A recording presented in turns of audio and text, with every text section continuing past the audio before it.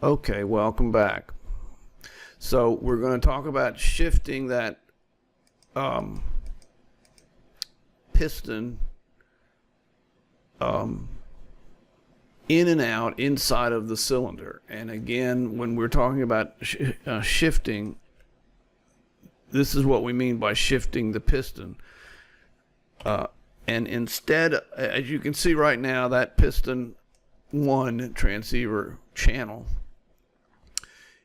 going through the piston wall is directly lined up with the channel of cylinder wall transceiver F. And instead of trying to move this by specific amounts, it seemed easier to me to do this where we go ahead and pre-draw what we're wanting to talk about and just bring it into view. And so here we are with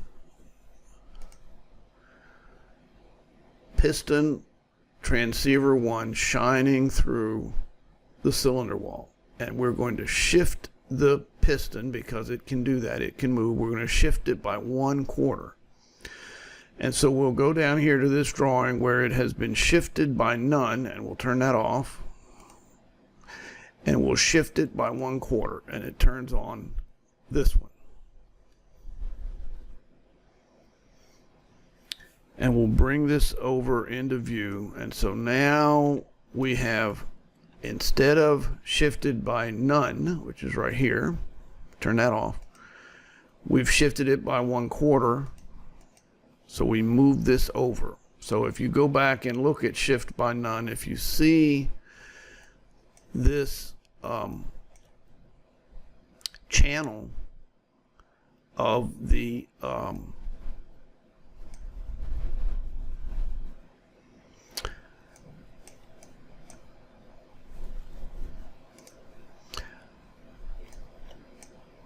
piston wall transceiver, if you'll look at that channel, you'll see that that channel is no longer lined up directly with the cylinder wall transceiver F. It's actually not lined up with cylinder wall transceiver E either.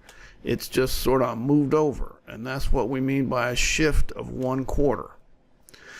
You will note also that this one is also shifted. We're going to get back to that, but let's look at one. And so we're going to turn off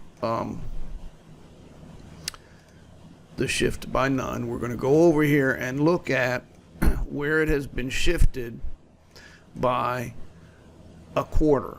And the first thing that we'll notice is the doorway of availability for sending power out to the F position. That doorway, instead of going from here to here, okay, that doorway has now gone from here to here. So the size of the doorway available to move power from the piston out through the cylinder wall, that doorway has been closed a little bit.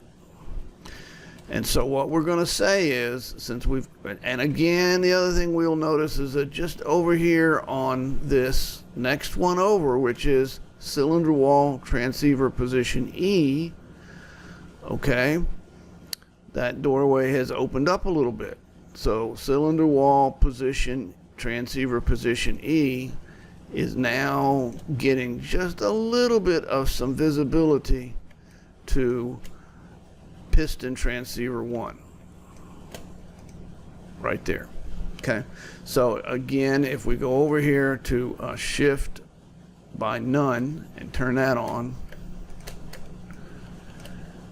you'll notice when we shift by none, that's piston transceiver 1 is lined up and it's sending all of its power through F. That doorway is not closed. And if you go over here to E, cylinder wall transceiver E is not receiving anything at all from piston transceiver 1 because this doorway is lined up with F only. So we'll go back over here and turn off none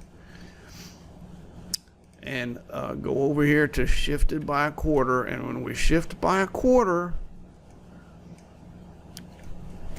piston transceiver 1 has got some power coming out through F, and it's also now beginning to send some power out through E. And so F, the output of F that was at full power coming out of F, so here's F, it was at full power, it's actually been altered down to 3/4 power. So it's not at full power, it's at 3/4 power because it's lost some of that doorway.